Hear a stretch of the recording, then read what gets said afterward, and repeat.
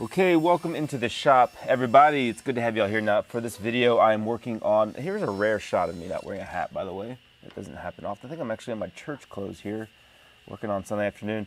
We are building, or I'm building, two traditional doors, frame and panel doors with Mortise and Tenon joinery.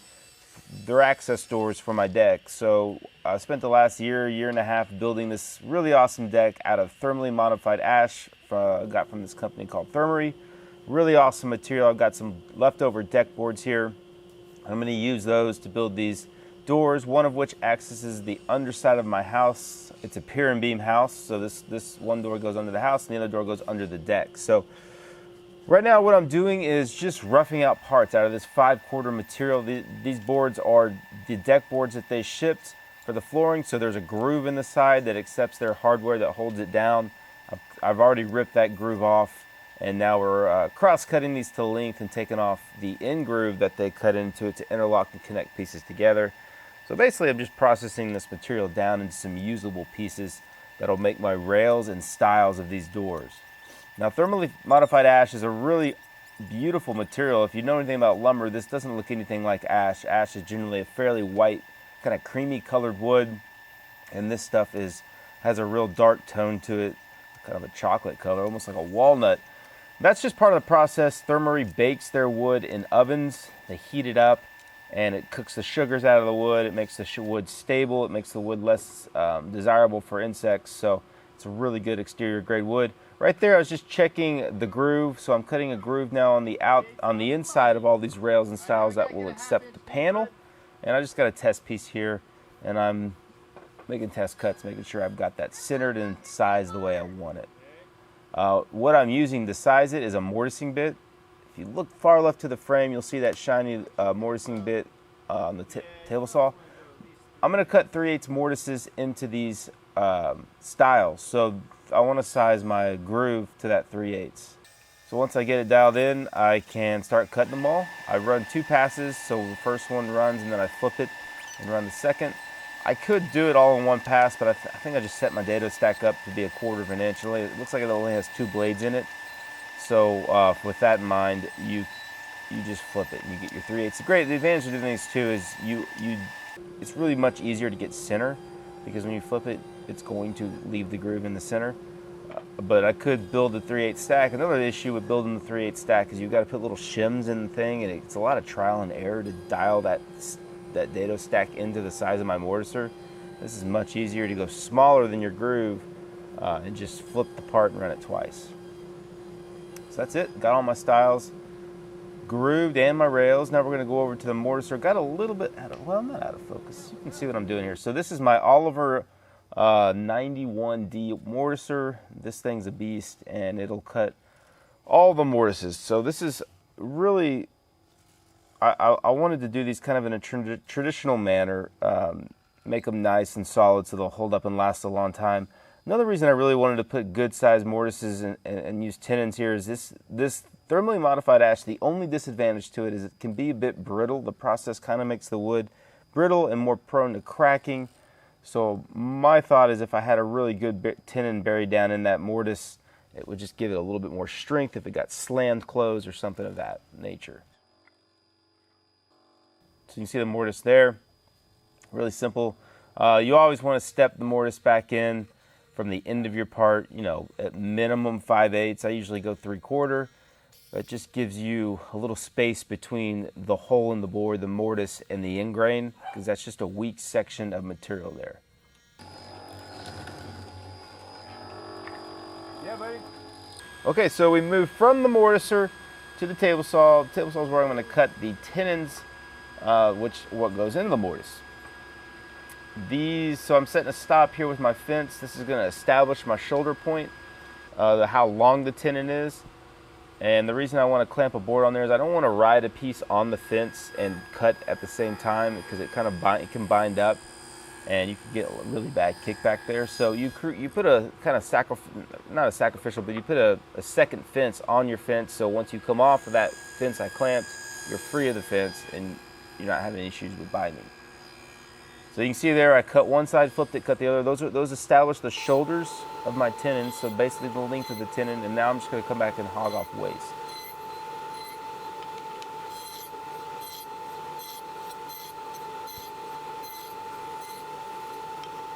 and this would go a little faster if I had a bigger data stack again, but I tend to be a bit lazy and just go with what's in there. They're kind of a pain to switch out.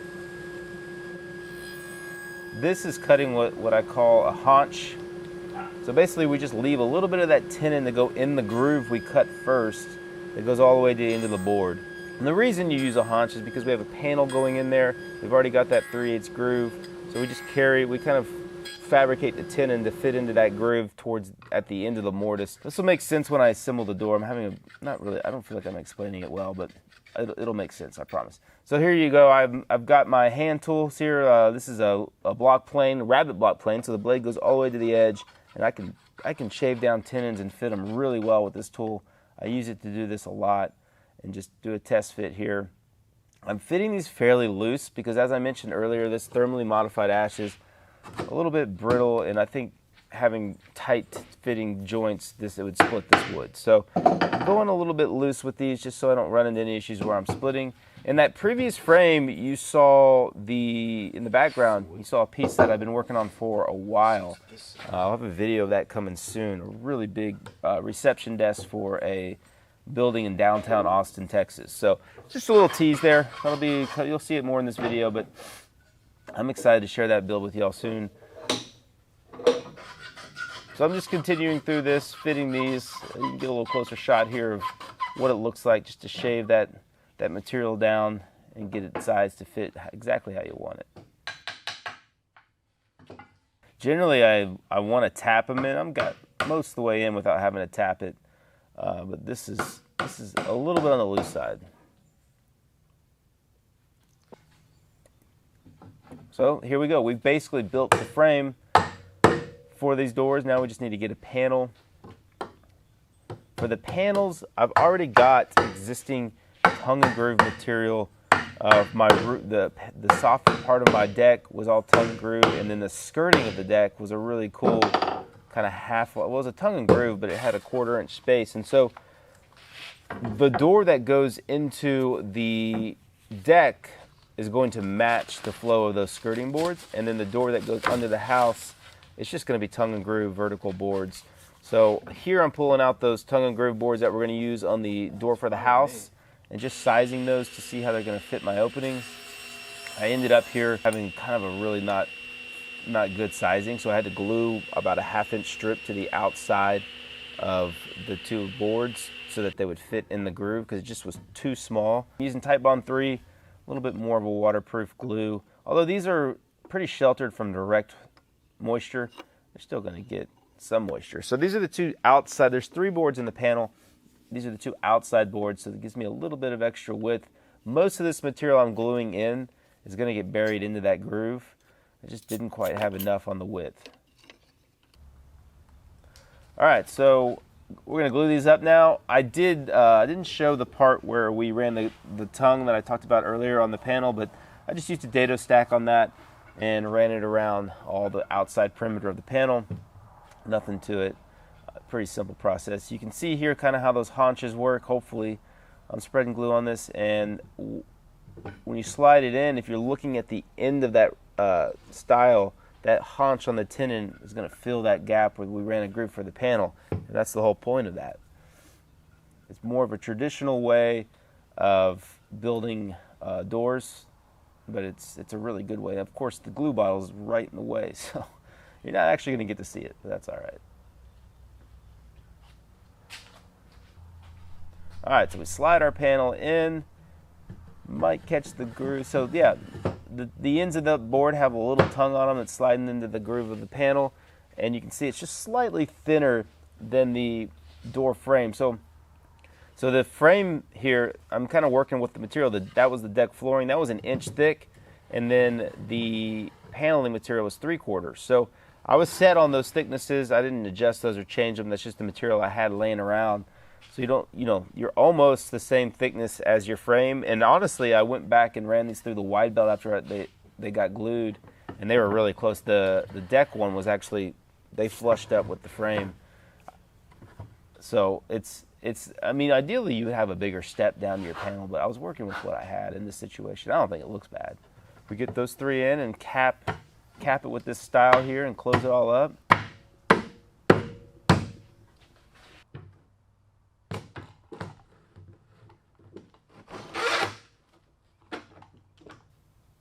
clamping these is straightforward. These parallel clamps are great for little doors like this. I just want to make sure before I lock it in place that we square it and make sure that the door is not gluing up out of square.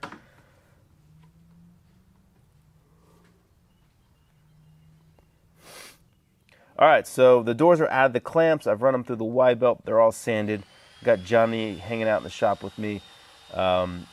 The next thing we got to do is mortise them. So we're going to do, good mortises, hinge pocketed, with quality hinges. And, that's another thing that's going to give this strength, longevity, hold it in its place.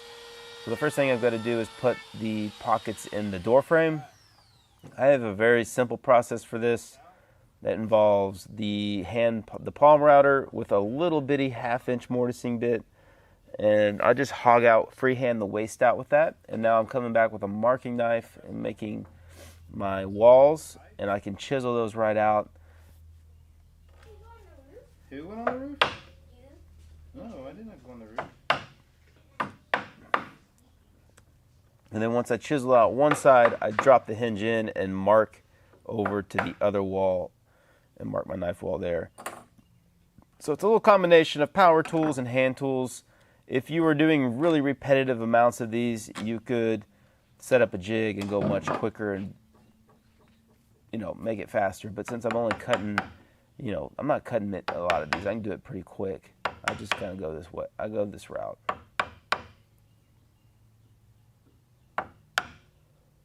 You got to be really careful chiseling this outside part of the hinge, because you're chiseling with the grain, so things can split on you, especially if it's a thinner door, 3/4 inch door. You're really close to the edge of that door. You can actually split into the style of the door. So you just got to take your time and go easy.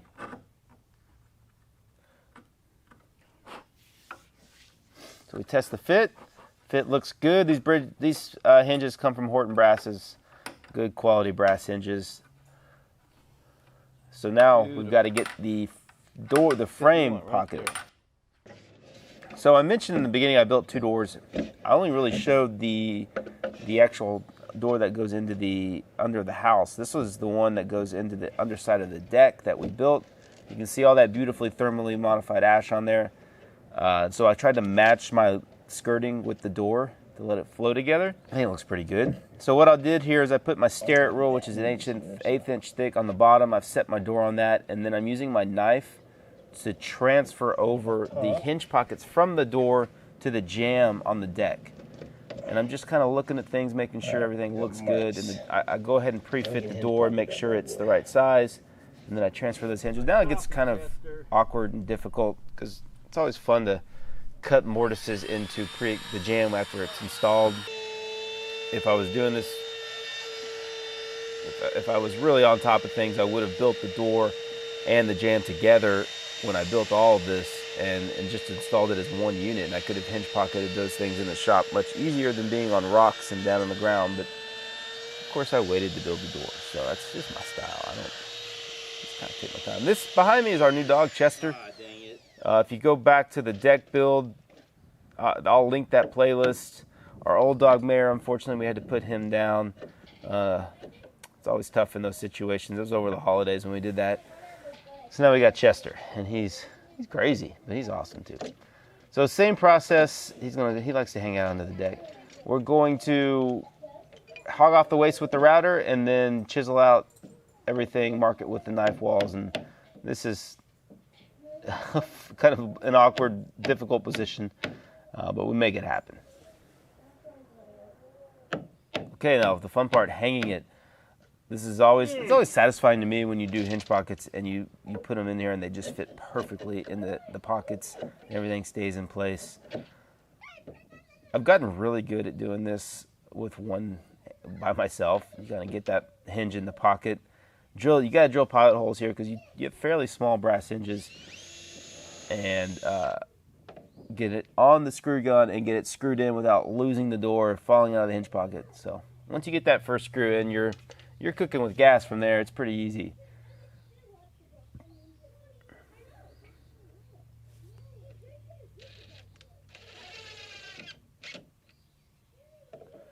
All right, so here we go. Get the close. I did add doorstop to the jamb. Didn't show that in the video, but just a 1/2-inch thick doorstop all around that jamb that allows that door to stop in the right position. And then real quick here at the end, we've got to make a door latch.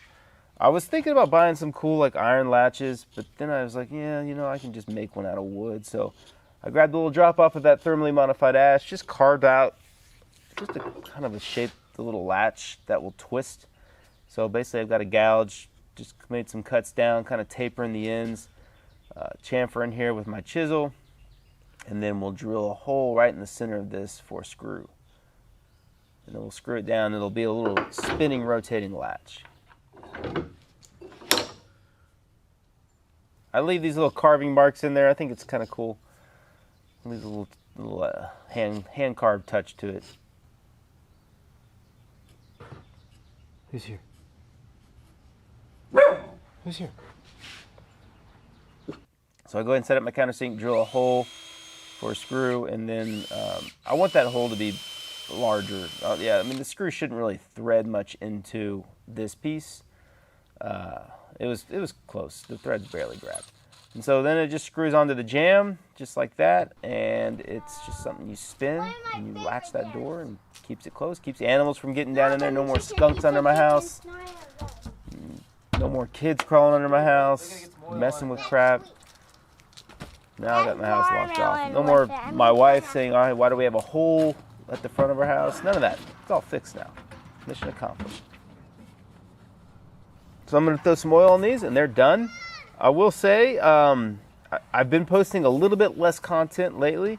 Been busy in the shop, but I do post almost weekly updates on my Patreon. So if you want to see more of what's going on, what I'm working on, things happening, you can go over there and give me support that way. I'd really appreciate that.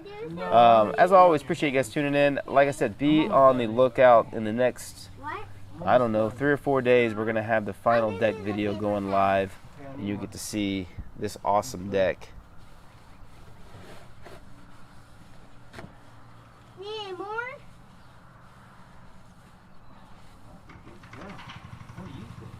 Daddy, but I really want to help you. You are helping me, boy. No, I'm not. I want to help you with this. Can I try that? You're a huge helper. What do you think? It's a door. It's a door? Thumbs up, right? Can I open it and see? You want to open it? Yeah, but you're stepping on my plant, my man. That's all good. Here you go. Twist it. Twist it. There you go.